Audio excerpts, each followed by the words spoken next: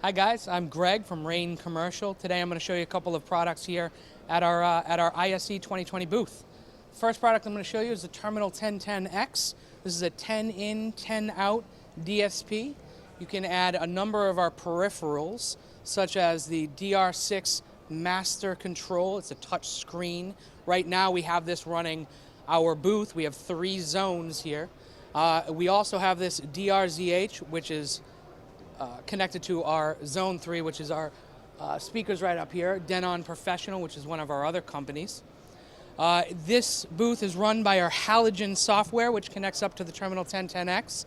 That Halogen Software allows you to drag and drop inputs, outputs, and run audio processing from beginning to end. We also have one other product I want to talk about here today. It's called the Zone Tech. And this is a 6 in, 6 out standalone DSP, no programming required. You can simply control it from the front, the inputs. You can adjust all of the settings right from the front. You can also call up the IP address and control it from your web page, your iPad, and you can also connect up the DR6 touchscreen and the DRZH local controls.